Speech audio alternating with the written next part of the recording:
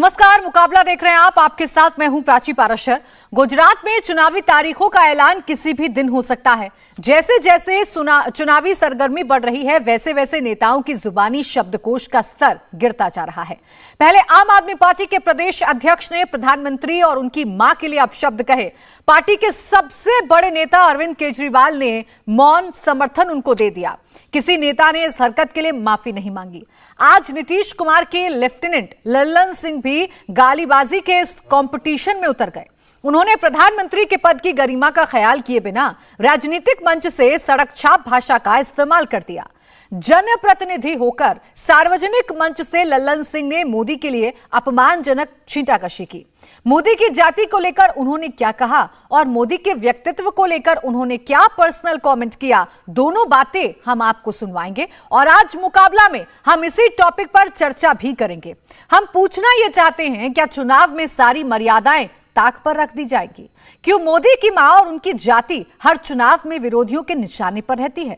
कभी उनको मौत का सौदागर, कभी नीच, कभी ड्रामेबाज, कभी डुप्लीकेट ऐसे शब्दों से नवाजा जाता है। क्या मोदी का राजनीतिक विरोध गाली गलौज के बिना हो नहीं सकता? सबसे पहले सुनिए लल्लन सिंह ने आज क्या कहा।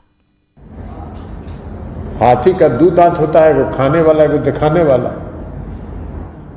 उसका वो दिखाने वाला दांत। अब बताइए ना, 2014 के चुनाव में इस देश के आदरणीय प्रधानमंत्री नरेंद्र मोदी जी पूरा देश भर में घूम के कहे तो हम अति पिछड़ा है, हम अति पिछड़ा है। अरे गुजरात में अति पिछड़ा है?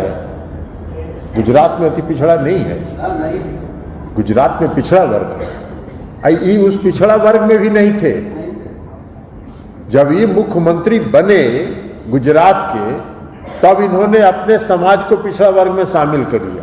तो डुप्लीकेट है या ओरिजिनल कहां से आता? अभी डुप्लीकेट आदमी घूम घूम के पूरा देश भर में कह रहे हैं कि हम अति पिछड़ा से आते हैं। अभी आप बोल सकते हैं, हम नहीं बोलते हैं, हम डुप्लीकेट कर रहे हैं, इसलिए है नहीं। लेकिन आप कहते हैं वोट के लिए कुछ भी करते हैं। बहुरूपिया किसको कहते हैं? बहुरूपिया देखला है ना गांव में क्या होता है? 12 दिन में 12 रूप धरता है। वही है, ये पूरे पार्टी वही है।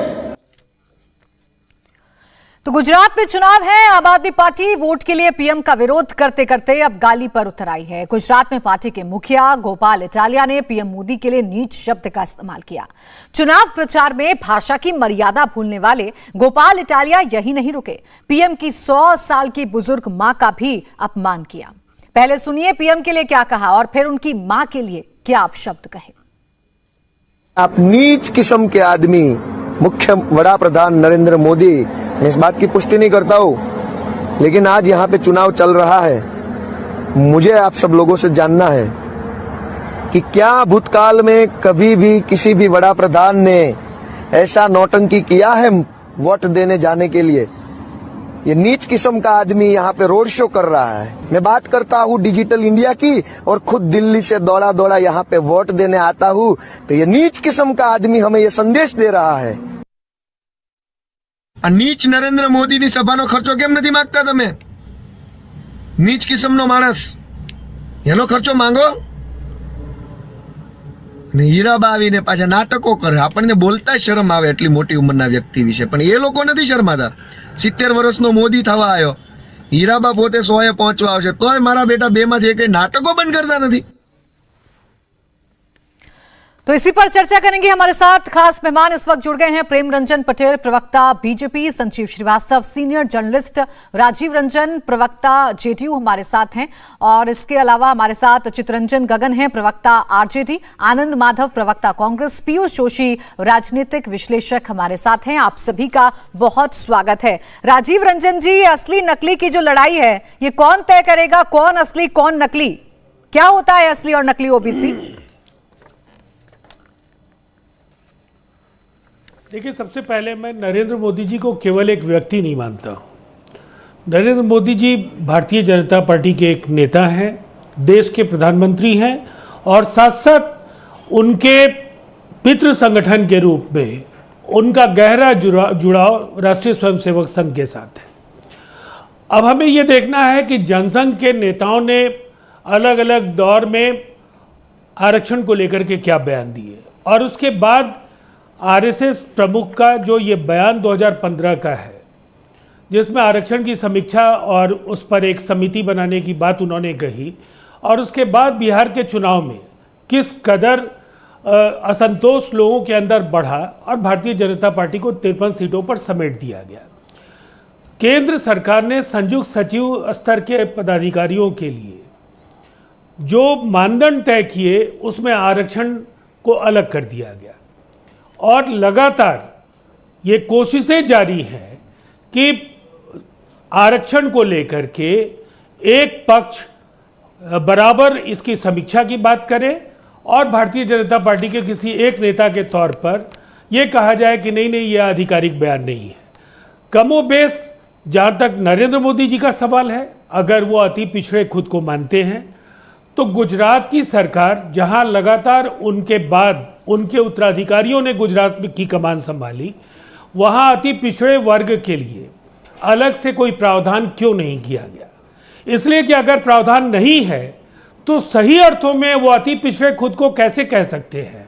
अति पिछड़ा वर्ग अगर बिहार में नीतीश कुमार जी ने अगर इसका सृजन किया, इसके लिए कई योजनाएं लागू की गई, तो निसंदेह उसका लाभ समाज के इस तबके को आज मिल रहा है। उनके लिए छात्रावास बने, उनके लिए पंचायती राज व्यवस्था में आरक्षण की सुविधा मुहैया कराई गई, स्थानीय निकायों में, नगर निकायों में उन्हें चुनाव में आरक्षण की सुविधा दी गई, और इसके बाद ये पूरा बावेला आज जिस स्तर पर पहुंचा है कि एक तरफ बिहार की राजनीति में ठीक जिस तरह से पंचायती व्यवस्था और नगर निकायों के चुनाव के जरिए जो समाज के कमजोर तबके का आधिपत्य या प्रभाव जिस कदर बढ़ा, उससे बौखलाहट में आकर इस पूरे प्रकरण को कहीं ना कहीं साधने की कोशिश की गई, और आज ये पूरा मसला आज राजीव रंजन जी, देखिए, आप मुद्दों की बात करिए, आप समस्याओं की बात करिए, लेकिन देश के प्रधानमंत्री के लिए जब आप बहरूपिया शब्द का इस्तेमाल करेंगे, डुप्लीकेट शब्द का इस्तेमाल करेंगे, झूठा कहेंगे कि उन्हें चाय बनानी तक भी आती है, जो वो चाय वाला अपने आप को प्रोजेक्ट करते हैं।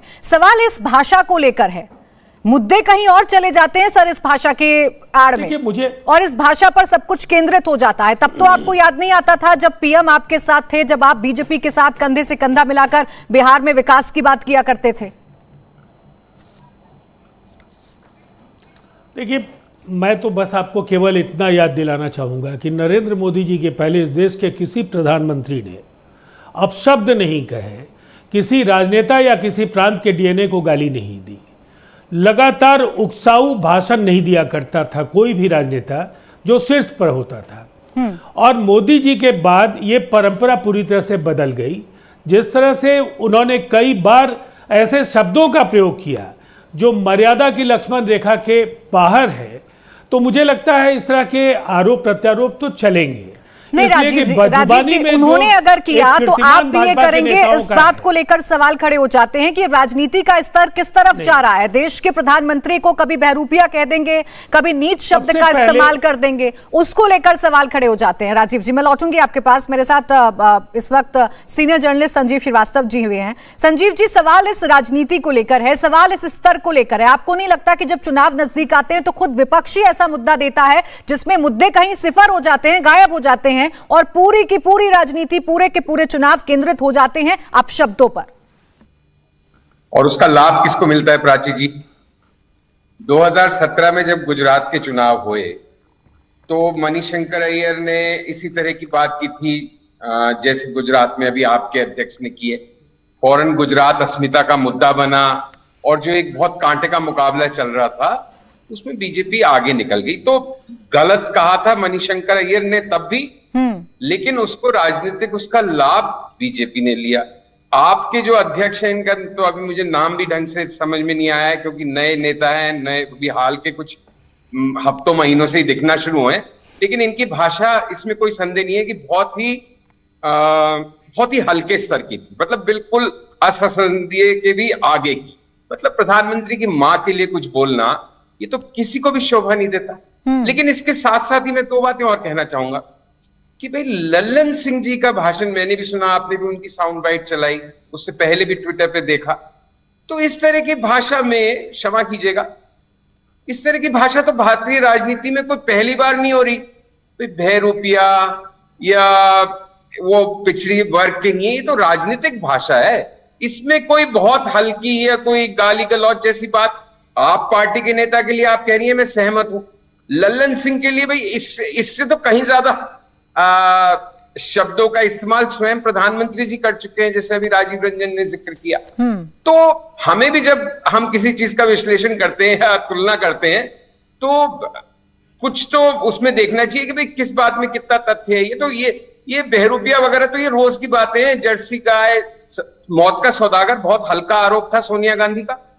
तो कांग्रेस की विधवा भी कोई अच्छी भाषा नहीं थी, 5 करोड़ की गर्लफ्रेंड भी कोई अच्छी भाषा नहीं थी। तो अब ये तो एक अनफॉर्चुनेट एस्पेक्ट हो गया भारतीय राजनीति का। तो भाई जो खुद शीशे के घर में है वो कैसे कह सकते हैं कि भाई अब हमारे पे तो कोई पत्थर मत फेंको, वो तो स्तर गिरा है और नहीं होना चाहिए।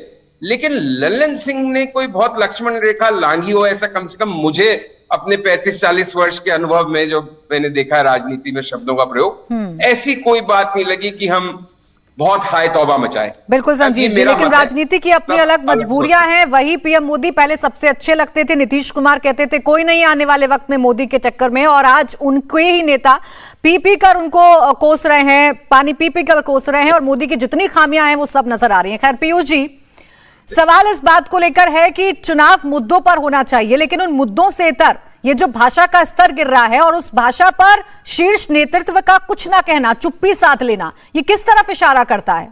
देश के प्रधानमंत्री हैं जिनको आप नीच कह रहे हैं, जिनकी मां को आप लेकर अपशब्द कह रहे हैं। बहुत सीधी सी बात है। सबसे पहले तो मैं जो आपने अपनी ब्रीफिंग में शुरू में कहा था कि आम आदमी पार्टी की भाषा का स्तर गिर गया है, उस पर मैं थोड़ा सा ऑब्जेक्शन इसलिए लेता हूं कि ये वीडियो कई साल पुराना है, जब गोपाल इटालिया जी आम आदमी पार्टी के सदस्य भी नहीं थे, तब वो पाटीदार आंदोलन में चलते थे और हार्दिक पटेल के साथी थे। और हार्दिक पटेल आज की तारीख में कहाँ है ये हम सब जानते हैं। तो इस तरीके से हो गया कि गौरव भाटिया या ज्योतिरादित्य सिंधिया ने जब वो अपने पूर्व समाजवादी पार्टी या कांग्रेस में थे उस समय क्या बयान दिया था, उसको लेके आप नरेंद्र मोदी जी और अमित शाह जी को बोले कि वो माफी मांगे और वो कार्रवाई की जाए। और दूसरी बात यह है कि भाई मुद्दों की बात या जैसे राजनीति की हो रही है और भाषा की बात हो रही है, तो ये वीडियो कोई आम आदमी पार्टी द्वारा ट्वीट तो नहीं किए गए। ये वीडियो अरविंद केजरीवाल जी के हैंडल से ट्वीट तो नहीं किए गए, ये ट्वीट किए गए अमित मालवीय जी के हैंडल से, जो Bharatiya Janata party IT cell के अध्यक्ष हैं। तो मौका आप देते हैं ना पीयूष जी, मौका आप देते हैं। आप कॉन्टेक्स्ट कह सकते हैं कि इतिहास का मामला है, ये पुराना मामला है, तब हमारे साथ नहीं थे, तब अब साथ नहीं थे। अरे सर, आकर एक बार ये तो बता दीजिए कि हमारा आम आदमी पार्टी का इस तरीके की भाषा से कोई लेना देना नहीं है। ये जो चुप्पी है, जो मौन साथ रखा है, इसीलिए हमने कहा कि स्तर गिरता जा रहा है भाषा का। सुनिए, कोई मौन नहीं है। इस बात को लेकर गोपाल इटालिया जी स्वयं अपनी माफी मांग चुके हैं और बोल चुके हैं कि ये मेरा कई साल पुराना वीडियो है और ये मैंने जो भाषा का उपयोग किया है गलत उपयोग किया है।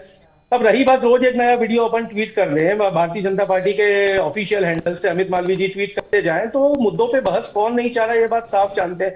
क्योंकि आपने 27 साल में कुछ काम किया होता तो वो काम को आप प्रोपोगेंडा बना के और उस पर वोट मांगते। जैसा श्रीवास्तव जी ने कहा है, बिल्कुल सही बोला है कि लाभ किसको मिलता है, और वो जानते हैं कि 2017 में हमें इस बात का लाभ मिला है, तो वापस से दूसरी बार हम इसका लाभ लेने की कोशिश करते हैं। और जैसा हिंदी में कहावत है, काट की आंडी बार बार नहीं चढ़ती, एक बार चढ़ चुकी है तो अगली बार आपको आपका काम बताना पड़ेगा कि आपने 6000 स्कूल क्यों बंद हो गए, 8000 में। तो पीयूष जी, काम पर लेकर आइए ना, ये जिम्मेदारी आपकी है, आप विपक्ष में है, ये आपकी जिम्मेदारी है। आप काम पर चर्चा करवाइए, आप मुद्दों पर चर्चा करवाइए और इस मामले को खत्म कर देते। देखिए पीयूष जी, ये मसला, एक सेकंड से, ये मसला आपके शीर्ष नेतृत्व के हाथ में था। अगर वो आकर एक ट्वीट भी कर देते, सर, आप बयान तो छोड़ दीजिए, आप बाइट तो छोड़ दीजिए, एक ट्वीट भी कर देते तो शायद ये मामला ठंडा हो जाता। और आप कह रहे हैं कि बीजेपी इससे फायदा ले रही है, फायदा ना पहुंचता उनको। सेल्फ कॉल तो आपकी तरफ से हो रहा है। आपकी बात सही, आपकी बात एक स्तर तक सही हो सकती है, पर मेरा यह मानना है कि केजरीवाल जी मुद्दों के चुनाव की बात करते हैं, हर भाषण में वो अपनी गारंटी कार्ड की बात करते हैं। यही उन्होंने पंजाब में किया, यही उन्होंने उत्तराखंड में किया। यही बात शाहीन बाग को लेकर हो रही थी कि जब दिल्ली के चुनाव चल रहे थे कि भाई केजरीवाल जी को शाहीन बाग पे एक ट्वीट कर देना चाहिए, अपनी राय स्पष्ट करना चाहिए। केजरीवाल जी ने बोला कि भाई यदि मैंने काम किया है तो मुझे वोट दो। यही बात वो गुजरात में बोल रहे हैं कि यदि आपको दिल्ली मॉडल, केजरीवाल मॉडल पसंद आता है, शिक्षा का, शिक्षालयों का, अस्पतालों का, बिजली का, पानी का, तो वोट दीजिए। यदि मॉडल पसंद नहीं आता है तो वोट मत दीजिए। मेरे ख्याल से इसमें कोई गलत बात नहीं है। यदि मॉडल पसंद है तो दीजिए। मैं तो मॉडल की बात ही नहीं कर रही पीयूष जी, मैं तो भाषा को लेकर आपसे जिक्र कर रही थी कि वो भाषा आपके इस मॉडल को बहुत पीछे कर रही है। सर, ये आपको बेहतर समझ में आ रहा होगा और आप बेहतर जान पाएंगे कि उसका क्या असर आने वाले चुनाव पर पड़ रहा है। हालांकि बीजेपी प्रवक्ता भी हमारे साथ है, प्रेम रंजन पटेल जी। सवाल इस बात को लेकर है कि जब जब चुनाव आते हैं तब कोई ना कोई ऐसा मसला उठ जाता है जिससे सीधा सीधा लाभ भारतीय जनता पार्टी को पहुंचता है। कब तक लड़िएगा इस भाषा पर, ऐसे बयानों पर चुनाव? देखिए, भाषाई मर्यादा सबके लिए होता है। भाषाई मर्यादा को तोड़ मरोड़ करके बोलते हैं, जिसमें करते हैं एक संवैधानिक पद पर बैठे व्यक्ति के लिए जिस प्रकार का भाषा का प्रयोग करना ये कहीं से उचित नहीं है। और ये लोग, मुझे लगता है कि जिस प्रकार से पहले से ही अपने आप को हताश और निराश समझ लिए, इसलिए इस प्रकार की भाषा का प्रयोग करते हैं। अगर कैसे उनके मन में रहता कि हम मुद्दों के आधार पर, नीतियों के आधार पर चले, तब इस प्रकार की भाषा का प्रयोग नहीं करते। लेकिन इनके पास न मुद्दे हैं न नीतियां हैं, केवल जैसे भाषाई मर्यादाओं के आधार पर कैसे उनको कटघरे में खड़ा करें, कैसे उनको पब्लिक के बीच में जलील कर सके, कैसे पब्लिक के बीच में उनकी जो छवि है उस छवि को बिगाड़ सके, केवल यही करने का काम करते हैं। इसलिए इस प्रकार की भाषा बोलते हैं। ये पूरी तरह से हताशा और निराशा का परिचायक है इनकी भाषा। प्रेम रंजन जी, लेकिन विपक्ष जब कई मुद्दे पर बात करता है तो आप उस तरफ ध्यान भी नहीं देते हैं, लेकिन जहां पर आपको लगता है कि विक्टिम कार्ड चल जाएगा, आप भी जोरों शोरों से इस पर राजनीति शुरू कर देते हैं। सर, आरोप है आप पर, ये आप भी लपक लेते हैं ऐसे मुद्दों को तुरंत? नहीं,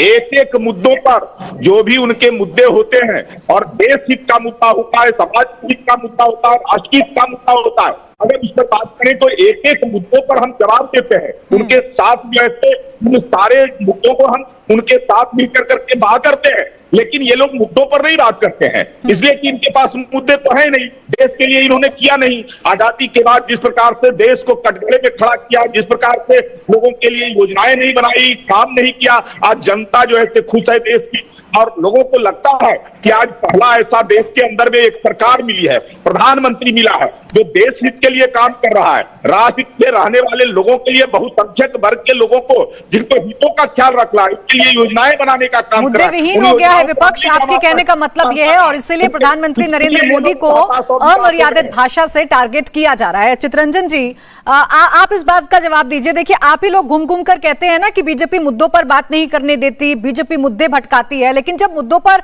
बात करने की बारी आती है तो कोई ऐसा बयान, कोई ऐसी चर्चा छिड़ जाती है कि मुद्दों तक तो सर बिल्कुल पहुंच ही नहीं पाते हैं, पीछे चले जाते हैं वो मुद्दे। ऐसी भाषा का इस्तेमाल करने की जरूरत है क्या? नहीं प्राची जी, भाषा की बात और मुद्दा की बात भाजपा के भी प्रेम रंजन जी बोल रहे थे, कौन सा मुद्दा है इनका? ये तो ये काम करते हैं। ललन सिंह जी ने जो सवाल उठाया, जिन बातों को लेकर भाजपा के लोग हाय तबाह मचा रहे हैं, सही श्रीवास्तव जी ने कहा, कौन सी बात है उसमें? उन्होंने क्या गलत कहा? कौन सी बात ऐसी कह दी जिससे जो है सो भाजपा के लोग उसे मुद्दा बनाने पर लगे हुए हैं? इसलिए कि भाजपा के पास कोई मुद्दा नहीं है, कोई काम किए नहीं। एक जब भी चुनाव का मौका आता है तो ऐसे ही शब्दों का प्रयोग करते हैं। और सही में आज यह दुर्भाग्य है इस देश का कि प्रधानमंत्री पद पर बैठा हुआ व्यक्ति अगर जो है तो 50 करोड़ की गर्ल की बात करे, प्रधानमंत्री के पद पर बैठा हुआ आदमी कहे कि कांग्रेस का विधवा किसी को कहे, तो अब इससे शर्म की बात और क्या हो सकती है? भाषा की मर्यादा, सवाल है कि आपकी भाषा कुछ भी हो सकती है, लेकिन आप जिस पद पर बैठे हुए हैं कम से कम उस पद की गरिमा को आप समझिए। उस पद की क्या गरिमा रही है? अब तक जो लोग भी उस पद पर बैठे हैं उनका एक भी उदाहरण आप बता दीजिए कि जो कभी ऐसे शब्द का उनके द्वारा प्रयोग किया गया हो। आप प्रधानमंत्री पद पर बैठे हुए हैं, किसी राज्य के मुख्यमंत्री को डीएनए पर सवाल उठा रहे हैं, आप बताइए तो। अब गुजरात में पटेल समुदाय के लोग हैं, पटेल समुदाय से नीतीश जी आते हैं, आपने पूरे पटेल समुदाय को आपने गाली देने का काम किया।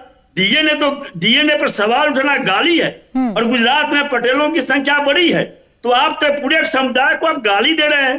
और आप कह रहे हैं कि हाँ सर आपको कहा गया। तो चितरंजन जी फिर आप कैसे अलग हुए? मेरा तो सवाल आप तमाम राजनीतिक पार्टियों से है, फिर आप कैसे अलग हुए? आपकी राजनीति कैसे स्वच्छ हो गई? संविधान पर बैठा हुआ पद प्रधानमंत्री भी तो है। आप मुझे एक बात बताइए चितरंजन जी, एक सेकंड सर, मेरा सवाल सुनिए पहले सर, मेरा सवाल सुनिए सर, पहले मेरा सवाल सुनिए, एक सेकंड चितरंजन जी पहले सवाल सुन लीजिए, वरना दोनों हम एक दूसरे पर बोलते रहेंगे और कोई नहीं सुन पाएगा। मुझे एक छोटी सी बात बताइए आप कि जिन भाषा का इस्तेमाल या जिन शब्दों का इस्तेमाल अभी प्रधानमंत्री के लिए किया गया है, उसी शब्द का इस्तेमाल अगर आपके नेता के लिए किया जाता तो आपको आपत्ति होती है? आप भी कह देते कि देखिए तो कोई बात नहीं है, तो छोटे मोटे शब्द होता रहता है राजनीति में, आप ये कह के अलग हो जाते कैसे? प्राची जी, ललन सिंह जी ने जो कहा है वो उन्होंने कहा कि यहाँ शायद गुजरात में अति पिछड़ा होता ही नहीं है, और ये अति पिछड़ा अपने को कर रहे हैं बिहार में। अब यह कौन सी गलत बात कर दी है? आप ललन सिंह मुख्यमंत्री बने तो अपने समुदाय के लोगों को मर्यादा लगातार में शामिल किया, तो वह तो इस एक सेकंड प्रेमरंजन जी, एक सेकंड सर, कोई सुन नहीं पाएगा, मैं आ रही हूँ आपके पास, आप काउंटर करिएगा, एक सेकंड रुक जाइए। नहीं, मेरी बात का जवाब नहीं आया चितरंजन जी, इस बात का जवाब दीजिए कि अगर आपके नेता के खिलाफ कोई बहरूपिया डुप्लीकेट शब्द का इस्तेमाल करेगा। प्रेमरंजन जी एक सेकंड रुकिए, मैं आ रही हूँ आपके पास, रुकिए प्रेमरंजन जी, अरे सुनिए ना चितरंजन जी, एक मिनट सुनिए ना। अगर आपके नेता के खिलाफ कोई ऐसे शब्दों का इस्तेमाल करे तो आप बैठकर कहिएगा नेशनल टेलीविजन पर कि छोटी छोटी बातें इग्नोर कर दीजिए। किसी पार्टी का विधवा नहीं कहा, ललन सिंह ने कौन सा आपत्तिजनक सवाल उठाया? अरे तो बताइए ना, अरे तो सर मुझे बताइए कि ऐसे शब्दों का इस्तेमाल अगर आपके नेता के खिलाफ होगा तो आप कह पाएंगे नेशनल टेलीविजन पर बैठ करके छोटी सी बात है इग्नोर कर देना चाहिए, कह देंगे क्या आप? मैंने कहा ना कि ललन सिंह ने कौन सा ऑब्जेक्शनेबल बात उठाया? गुजरात में जब अति पिछड़ा नहीं है, आप बिहार में आके कह रहे हैं कि मैं अति पिछड़ा से हूँ। अरे सर, इस सवाल का जवाब नहीं देंगे आप, इस सवाल का जवाब नहीं देंगे आप, जस्टिफाई करते रहेंगे, मुझे पता है इस सवाल का जवाब नहीं आएगा। एक यहाँ पर छोटे से ब्रेक का वक्त हो गया है, माफी के साथ माधव जी मैं आपके पास आऊंगी, जैसे ही ब्रेक से वापस लौटेंगे कांग्रेस का स्टैंड भी इस पर जानेंगे। मुकाबला देख रहे हैं आप, प्रधानमंत्री नरेंद्र मोदी के खिलाफ जिस तरीके की बयानबाजी की जा रही है उसको लेकर तमाम सवाल खड़े हो रहे हैं और उसी पर चर्चा कर रहे हैं। आनंद माधव जी कांग्रेस का स्टैंड में नहीं ले पाई थी ब्रेक पर जाने से पहले, सबसे पहले कांग्रेस का स्टैंड बताइए, क्योंकि सबसे ज्यादा खामियाजा ऐसे शब्दों का कांग्रेस नहीं भुगता है, सबसे ज्यादा फायदा आप ही ने पहुंचाया बीजेपी को। प्राची, एक बात आप स्पष्ट रूप से समझने का प्रयास करेंगे कि इस मुद्दे को उठा कौन रहा है। आपका जो ये वीडियो है, आपके नेता का वीडियो, वो आज का वीडियो तो है नहीं, तो भारतीय जनता पार्टी को लगा कि वो चारों तरफ से घिर गए हैं और उनकी हार जो है वो सुनिश्चित है। ऐसी परिस्थिति में उनके जो आईटी सेल के जो है उन्होंने इसको ट्वीट किया, किसी ना आपके नेता ने किया ट्वीट, ना किसी दूसरे पार्टी के नेता ने ट्वीट किया। रही हमारे ललन सिंह जी की बात, तो हमको समझ में नहीं आता है कि बिहार में बैठे खाली भारतीय जनता पार्टी के नेताओं को कोई काम है ही नहीं, अपना चेहरा चमकाने के लिए किसी तरह से उनको कोई जगह मिल जाए, इसलिए इस मुद्दे को आप वो हवा दे रहे हैं। सच को आईना दिखाया ना, उससे ज्यादा कुछ नहीं किया है। आप बताइए कि गोडसे की जो चर्चा करते हैं, गोडसे की जो पूजा करते हैं, गोडसे को जो राष्ट्रभक्त वाला बतलाते हैं, उनको आप तो संसद में भेज देते हैं। जो गांधी को राष्ट्रपिता की जगह राष्ट्रपुत्र कहते हैं, जो गांधी को उल्टी सीधी बातें कहते हैं और कहते हैं यहाँ तक कि उनका आजादी में कोई उनका जो आंदोलन था वो एक ड्रामा था, इस तरह की बातें जो करते हैं, उस समय तो आपके बोल फूटते नहीं, उस समय तो आप चुपचाप सुन लेते हैं, मुस्कुरा के चल देते हैं। हाँ, प्रधानमंत्री जी ने कहा था इसके बारे में, प्रज्ञा ठाकुर के बारे में, मैं दिल से नहीं माफ कर चुका हूँ। राजनीति में ये क्या बात हुई भाई? अगर आपको लगता है कि कोई गलत है तो गलत कहिए ना। तो ये है, हमारे बिहार में कहावत है, बिहारी भाषा में कि सूप दिसे चालनी के जकरा अपने 72 छेद। कहने का मतलब ये हुआ कि सूप जिससे फटकन होता है, हमारे गांव देहात में ये लिया जाता है, और चालनी में 72, भारतीय जनता पार्टी में तो अपने ही 72 छेद है।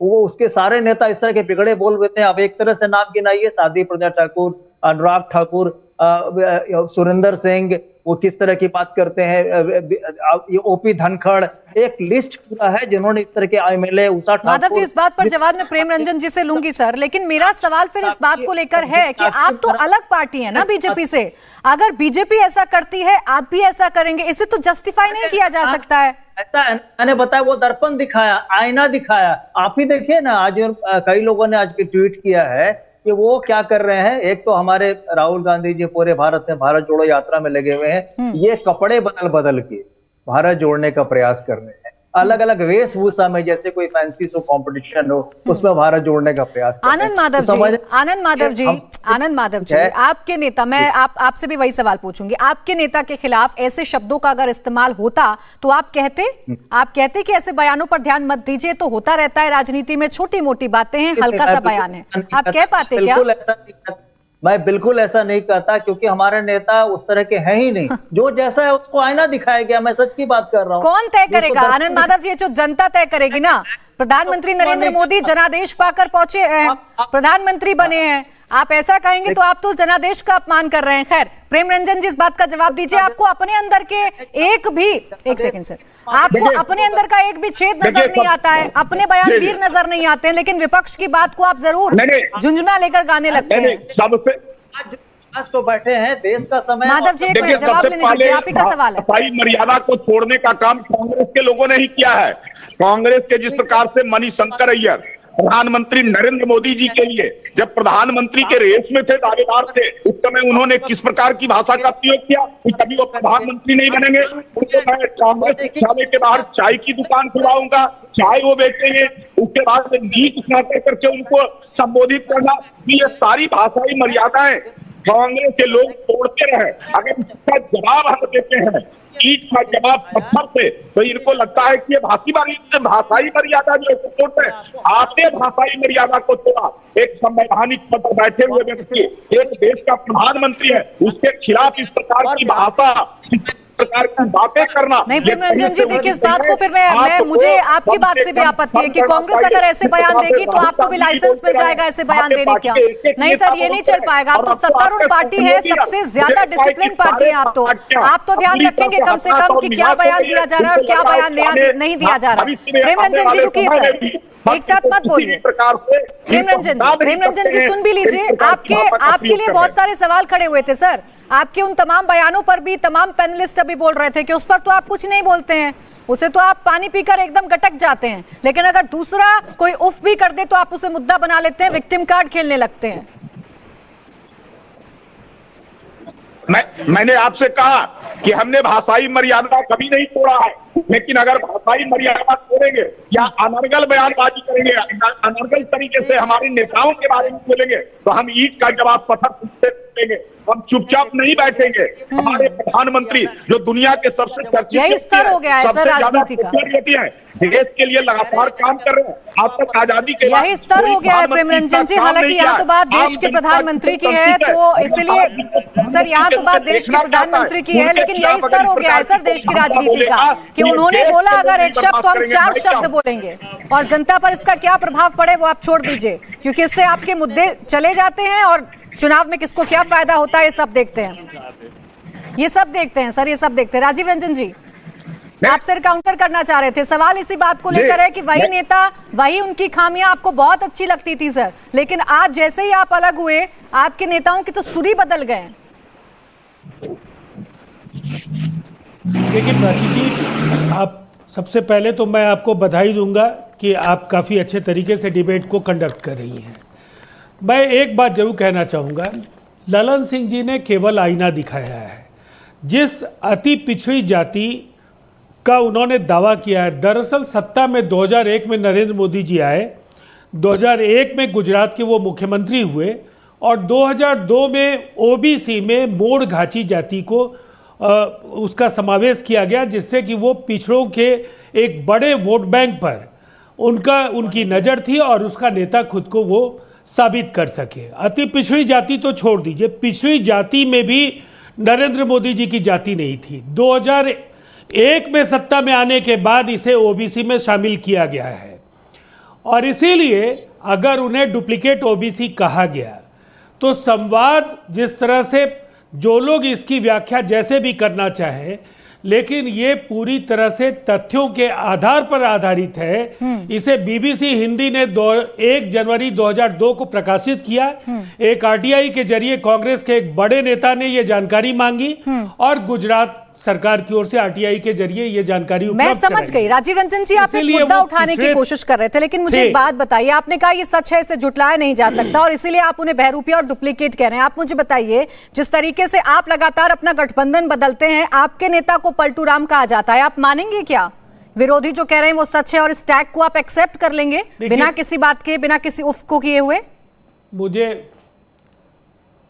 मैं बगैर किसी उकसावे के मैं एक बात ही कहना चाहूंगा कि हमारा अलायंस तो भारतीय जनता पार्टी से टूटा, लेकिन मुझे एक बात बताइए, भारतीय जनता पार्टी के साथ रहा कौन है? जो मैं गठबंधन को लेकर चर्चा नहीं कर रही सर, मैं ये कह रही हूं कि जो शब्द आपके नेताओं को दिया जाता है, आप उनको एक्सेप्ट कर लेंगे? वो भी तो तथ्यों के आधार पर करते हैं ना सर। विपक्ष भी तो यही कहता है, बीजेपी भी तो यही कहती है ना कि बार बार नीतीश कुमार, एक सेकंड, बार बार नीतीश कुमार गठबंधन बदलते हैं, इसलिए उनका नाम पलटू राम है। आप एक्सेप्ट कर लेंगे क्या इस शब्द को? आप एक्सेप्ट कर लेंगे पलटू राम को? मैं तो बस किसी इस तरह के असंसदीय वाक्य को स्वीकार करने के बजाय मैं बस एक तथ्यपूर्ण आरोप लगा रहा हूं। जब वो असंसदीय है सर, तो बहरूपिया और डुप्लीकेट असंसदीय क्यों नहीं है? वो तो देश के प्रधानमंत्री के लिए बोला जा रहा है। आप मेरे पूरे प्राची जी, देश के प्रधानमंत्री ने एक राज्य के मुख्यमंत्री के डीएनए पर सवाल खड़ा किया था, वो भी निर्वाचित मुख्यमंत्री थे। कई सरकारों की उन्होंने अगुवाई की थी, आज भी उस राज्य के मुख्यमंत्री हैं, और उसी खराब डीएनए वाले तथाकथित राजनेता के साथ उनका फिर से अलायंस हुआ। देखिए वो क्या बोलते थे, वो तो पीडीपी को और महबूबा मुफ्ती को राष्ट्रद्रोही कहते हैं। कहाँ कह रही हूँ सर कि उन्होंने जो कहा वो सही कहा, मैं तो कह ही नहीं रही सर, मैं उसे जस्टिफाई करने नहीं बैठी राजीव जी। मैं तो आपसे आपकी पार्टी का स्टैंड पूछ रही हूँ, मैं तो आपसे आपकी पार्टी का स्टैंड पूछ रही हूँ। जब आप अपने नेता के खिलाफ पलटू राम नहीं सह सकते सर, तो वो तो देश के प्रधानमंत्री हैं, मेरे आपके सबके प्रधानमंत्री हैं, वो तो है ना, मानते हैं ना, प्रधानमंत्री है ना आपके। तो मैंने तो केवल इतना ही कहा ना कि वो बहरूपिया है। अगर बहरूपिया हमने कहा तो बहरूपिया का अर्थ ये होता है कि इनके अनेक रूप हैं और अलग अलग ऐसे ही पलटू राम की परिभाषा भारतीय जनता पार्टी भी देती है सर। राजीव रंजन जी के दोहरे मापदंड मत रखिए।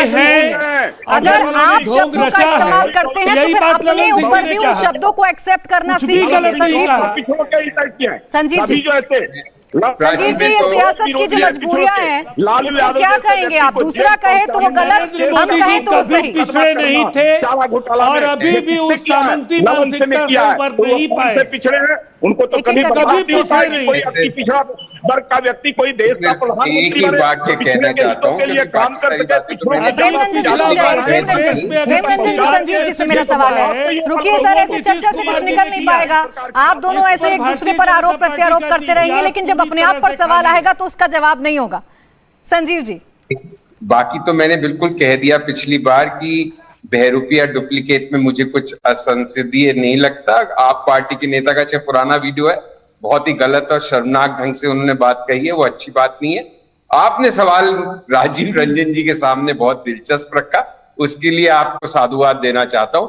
और जहां तक मेरा मत है, अगर बहरूपिया और डुप्लीकेट असंसदीय नहीं है तो पलटू राम भी नहीं है।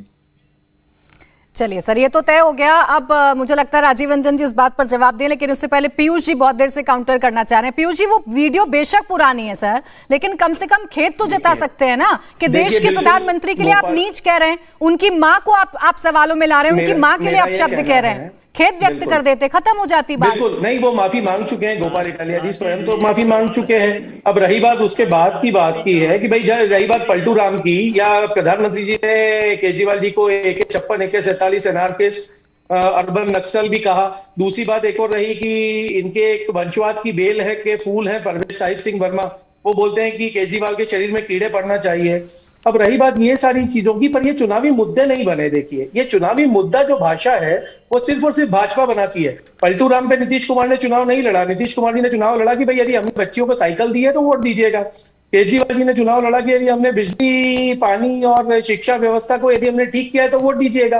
अब भारतीय जनता पार्टी ने कुछ काम किया ही नहीं है तो वो वोट किस बात पे मांगेगी? इसलिए वो अरे तो इन मुद्दों पर चुनाव करवाना तो आपकी रिस्पॉन्सिबिलिटी है ना। आप जानते हैं बीजेपी की दुखती नब्ज ये है कि वो मुद्दों से भाग रही है, तो आपको तो इस मुद्दे को सर आग लगने से पहले ही शांत कर देना चाहिए था। जब आपको लग रहा था कि धुआं उठ रहा है, एक वीडियो आ गई है, आप पहले ही किनारा कर लेते कि आम आदमी पार्टी इन बयानों से इत्तेफाक नहीं रखती है, तो सर मुझे चर्चा करने की जरूरत ही नहीं पड़ती। पीयूष जी, आप समझ नहीं रहे बात को। केजरीवाल जी का जो गारंटी कार्ड है, वो केजरीवाल जी हर जगह पर जाकर केजरीवाल जी अपनी गारंटी कार्ड की चर्चा। अरे मैं तो चर्चा ही नहीं कर रही, मैं गारंटी कार्ड पर चर्चा नहीं कर रही सर, मैं आज चर्चा कर रही हूँ। सुनिए मेरी बात, मैं करती सर, मैं करती, अगर आप लोग मुझे मौका देते इस पर चर्चा करने का। आपने तो मौका दिया असंसदीय और संसदीय भाषा पर चर्चा करने का, तो मुझे उस पर चर्चा करनी पड़ रही है सर। चितरंजन जी, हर भाषण में जो केजरीवाल जी बोल रहे हैं उस पर चितरंजन जी, जब आप जानते हैं कि बीजेपी ऐसे मुद्दों को लपक लेती है, जब आपको पता है कि बीजेपी विक्टिम कार्ड खेलने में बड़ी माहिर है, तो आप ऐसे मुद्दे देते क्यों हैं, सेल्फ कॉल करते क्यों हैं? नहीं प्राची जी, बीजेपी भरम में है। एक बार अगर इसका लाभ मिल गया, इसका मतलब यह नहीं कि बार बार लाभ मिलेगा। लोग देख रहा है कि पुराना वीडियो जो है सो लाकर और उसको मुद्दा बनाने का कोशिश कर रही है भाजपा। लोग इस बात को समझ रहे हैं, यह भरम में भाजपा है, क्योंकि भाजपा के पास कुछ किया ही नहीं है, कुछ कहने के लिए नहीं है जनता के बीच में। वह वोट मांगने के लायक नहीं है कि किसी काम के आधार पर वोट मांगे। इसे जनता समझ गई है कि भाजपा ऐसे ही उलूल जलूल बातों के आधार पर सेंटीमेंट जगाकर जो है सो लोगों को जो है सो प्रभावित कर वोट लेने का अभी तक नाटक करती रही है। वही तो कर रहे हैं कि यह तो नौटंकीबाज, नाटकबाज, यही इनका जो है सो आधार है, यही इनका बुनियाद है। यही शब्द अगर आपके नेता को कह दे तो मिर्ची लग जाएंगी सर, आपको हजम नहीं होगा। आप कह देंगे असंसदीय। मेरा नेता बेरोजगारी पर, महंगाई पर, शिक्षा पर, ये आपको लगता है ना, आपके विरोधियों को नहीं लगता। ये आपको लगता है, ये आपके विरोधियों को नहीं लगता चितरंजन जी। और ये जनता तय करेगी कि कौन कितना नाटकबाज और कौन कितना ढोंगी है, कौन कितना डुप्लीकेट है। बहरहाल एक बार नहीं सर, कई बार बीजेपी चुनाव जीती है, बहुत सारे ऐसे उदाहरण है। बहुत शुक्रिया आप सभी का हमारे साथ इस चर्चा में शामिल होने के लिए और इस बहस में शामिल होने के लिए। इंडिया टीवी हर वक्त हर जगह डाउनलोड करने के लिए सर्च करें India TV news Google play store या ऐप स्टोर पर।